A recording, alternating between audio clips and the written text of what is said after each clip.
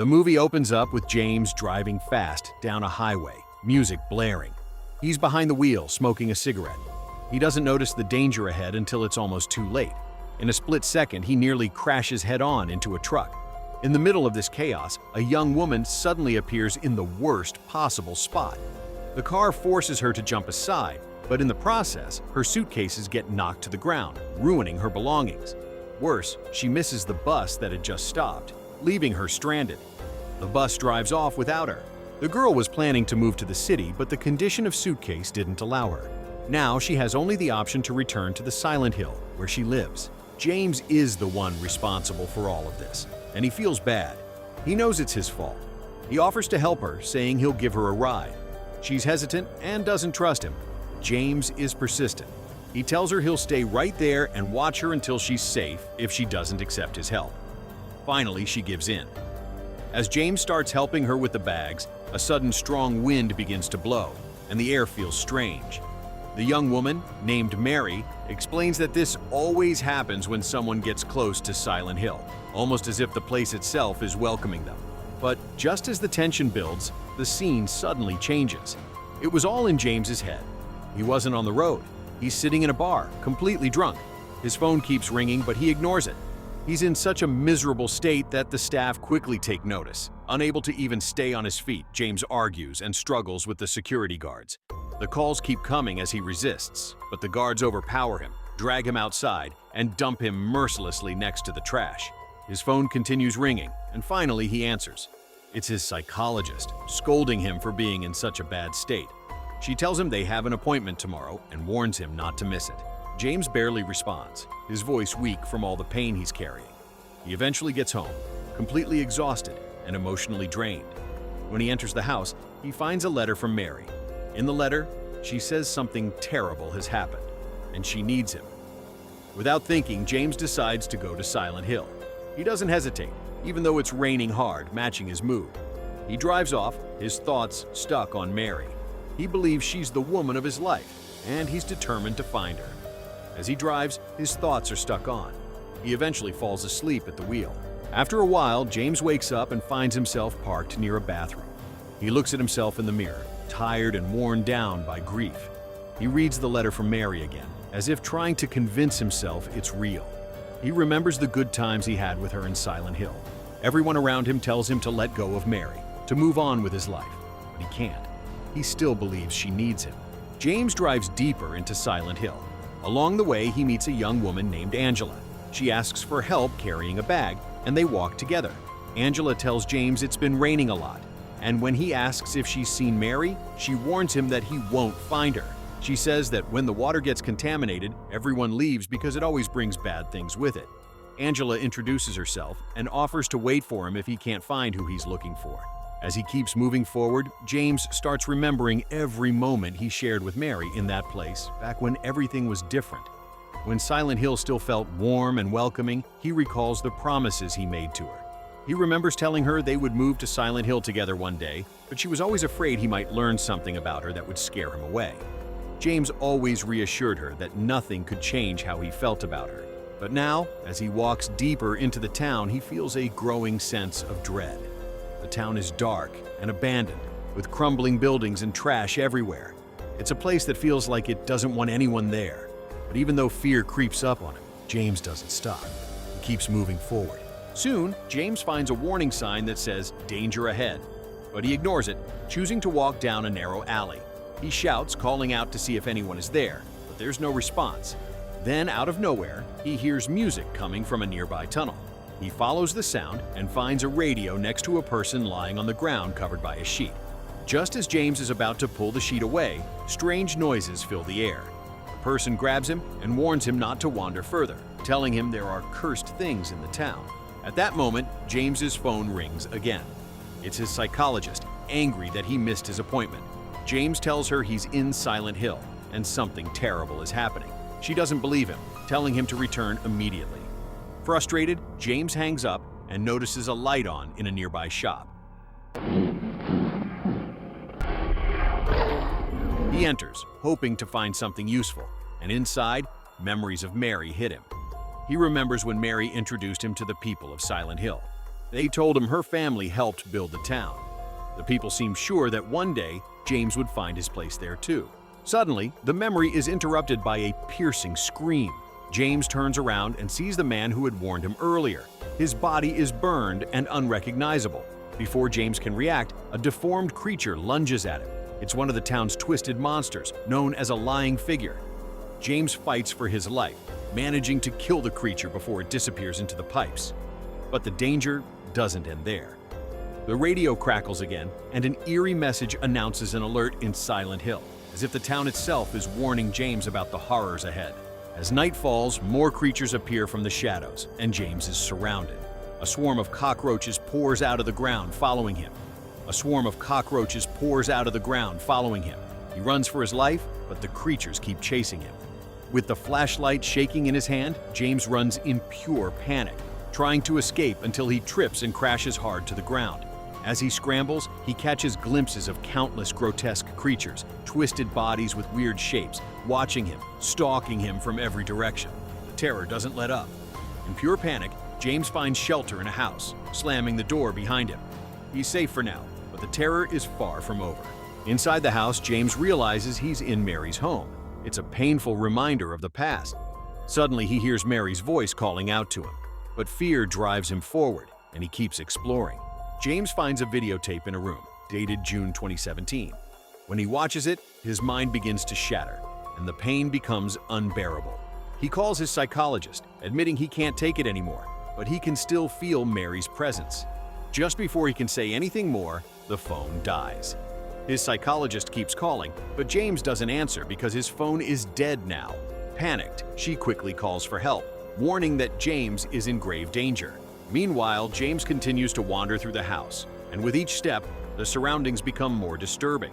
The atmosphere grows thick and suffocating, as though an unseen presence is observing him. Without warning, another memory overwhelms him. He recalls his first visit to Mary in that place. The townspeople spoke to him in a serious tone, telling him that love is complex and that even when you care deeply, you must remain mindful. A sudden sound interrupts their conversation, and the locals immediately take notice. Without a word, they walk away, leaving the couple completely alone. Once they are by themselves, James comments on how strange it is that so many people appeared so suddenly. Mary gently explains that they are not strangers at all and that every one of them is her family. She tells him that when her father died, none of them left his side, and from that moment on, they all remained together. Then she shows James a portrait. It is a picture of her father. Just then, the story jumps to the present by hearing the vomited voice.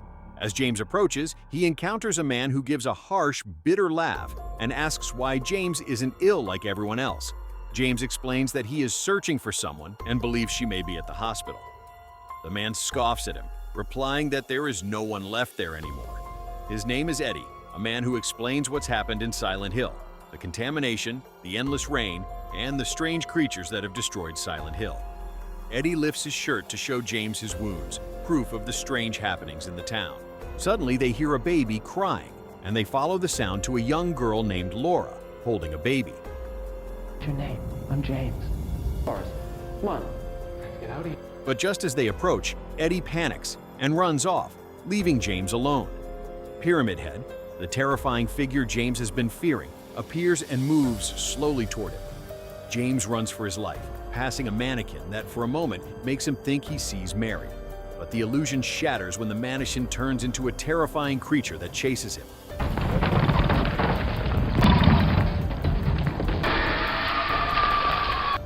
James barely manages to hide in a closet.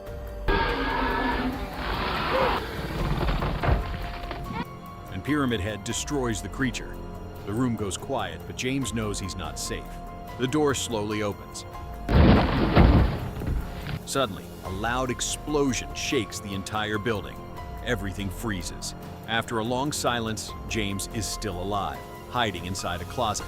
He is shaking, but safe. When he finally steps out, he meets Angela. She looks upset and angry. She scolds him for coming here and reminds him that she warned him. She says this place hides terrible secrets, things that should never be found. Some truths are too dark for anyone to know.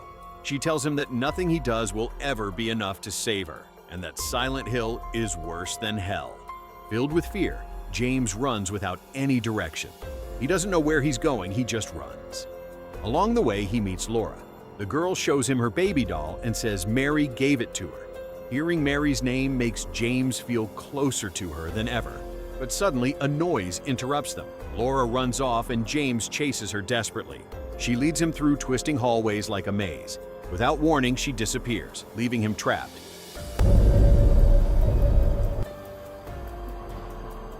Then a young woman appears and speaks calmly. She explains how he can get out. James tells her that Mary is at the hospital. The woman says she will help him find her and that they will also look for Laura. Together, they move forward. Not long after, deformed creatures attack them. They run in panic and barely escape alive. When they reach the street, James is flooded with memories. He remembers when the people Mary called her family took her to a strange place. He secretly followed them. They led her to a hidden door that went deep underground into a massive basement.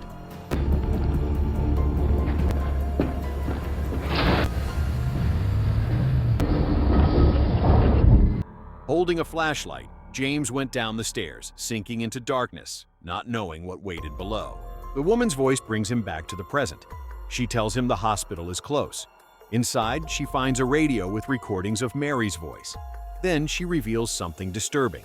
Years ago, a religious group made of veterans was founded by a man named Joshua. After Joshua died, the group began worshiping him like a prophet. His daughter is the very person they are searching for. James is pulled back into his memories again. He remembers going down into that basement. There, he saw them building a strange shrine filled with disturbing symbols. They gave Mary something to drink. Then they performed a terrifying ritual on her, covering her in blood as if she were an offering.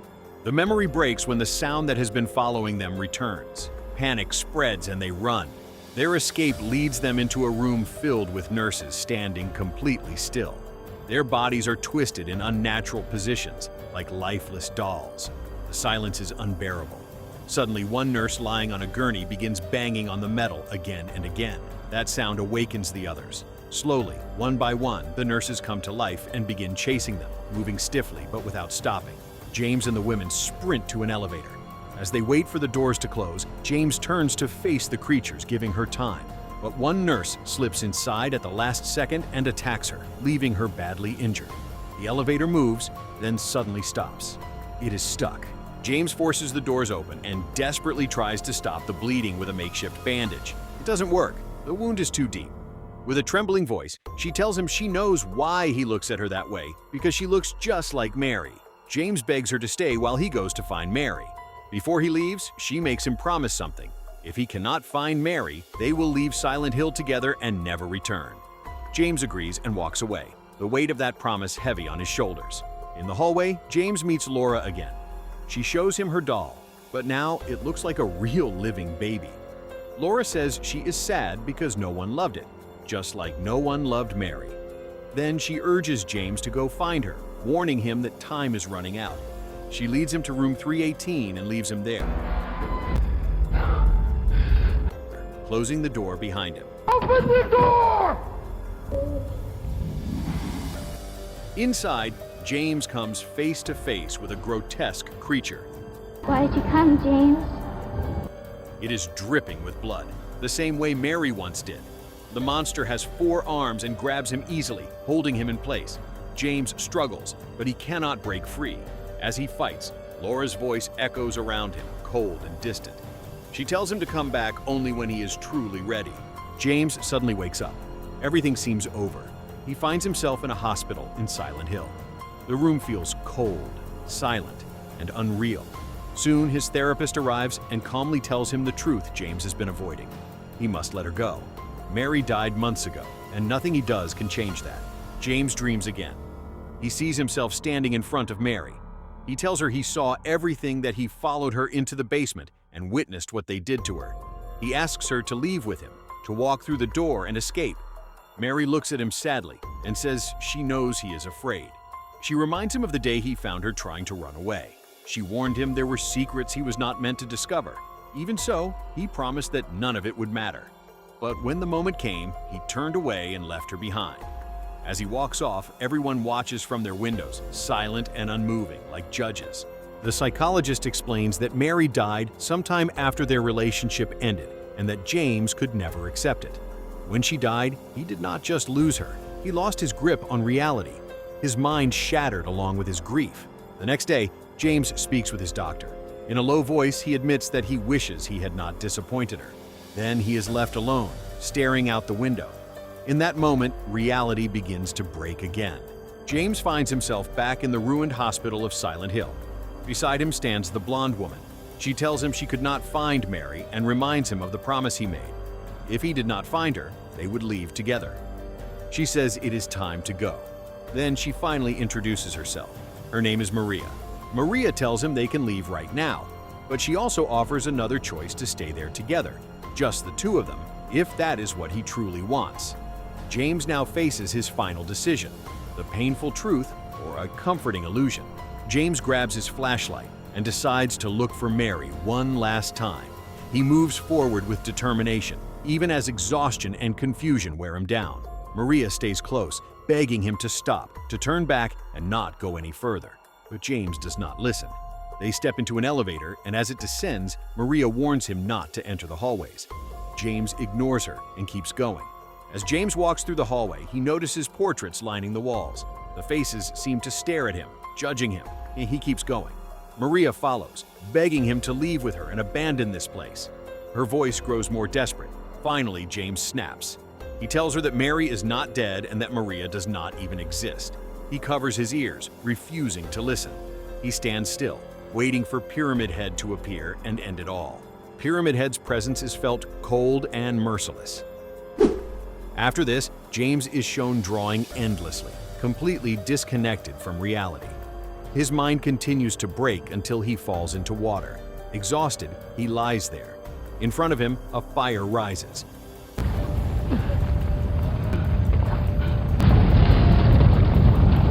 Through the flames, he sees Laura. She asks him if he is ready to face her at last. She tells him to say Mary's full name. Through the fog of his memories, James remembers the name on Mary's grave and says it out loud. Laura nods and tells him the time has come. James walks through a hallway wrapped in flames and enters a room. There, he finds Angela. She admits she can never escape, that she always feels like someone is touching her. Hands begin to rise from the bed, grabbing her over and over. James reaches out to help, but it is useless. In the end, they both fall into the bed together, swallowed by darkness. James continues into a hostile place where the heat is unbearable. The air itself feels like it is burning. There, he comes face to face with a horrifying monster wearing Mary's face. The moment he sees it, James breaks down. Through tears, he begs for forgiveness. The creature suddenly bursts into flames, twisting and screaming until nothing remains but fire. Shattered, James returns to the burning halls. Through the flames, he sees a familiar shape. It looks like Mary. Without hesitation, he follows her deeper into the hell of Silent Hill. But no one is waiting for him. Only fire and ashes remain. At last, he enters a room. In the center is a bed with a body covered by a sheet. James steps closer and finally understands. It is Mary. He hears his psychologist's voice in his head, repeating that Mary is dead and that he must let her go. James is left alone with the truth he has been running from. Memories flood back the last time he saw her. The world turns white and calm, as if time has stopped. Standing before Mary, James asks for forgiveness. He tells her that even if everything had been different, she still would have become sick because her father had been slowly poisoning her all her life. No one could stop it. Desperate, James asks how he can help her. Mary looks at him with deep sadness and says he already knows the answer. She tells him she has lived her whole life in pain and fear. All she wants now is to be free. Then she asks him to end her life. She says she cannot endure the suffering anymore. Even in the hell of Silent Hill, James finally lets her go. Not as an escape, but as an act of love. He accepts the truth and releases what has kept him trapped. He remembers Mary as she truly was, not as pain or guilt, but as the woman he shared real moments with. Every laugh, every quiet moment, every peaceful memory. In this final vision, Mary is free. She forgives him. But James knows that is not enough.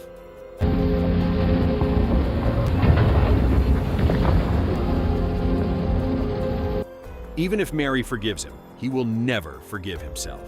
He accepts his fear and weakness, knowing he failed when she needed him most. Carrying Mary's body, James places her gently in the passenger seat of a car. Without tears or words, he drives toward the sea. When he reaches the edge, he does not hesitate. He drives straight into the water. As the car sinks, James whispers a final promise. This time, he will not run. Then, time breaks. The story returns to the moment they first met. Everything begins again, but something is different. James is not the same anymore. He understands now. This time, they move forward together, not toward Silent Hill, but toward a new beginning. If you like this movie, then don't forget to subscribe to the channel.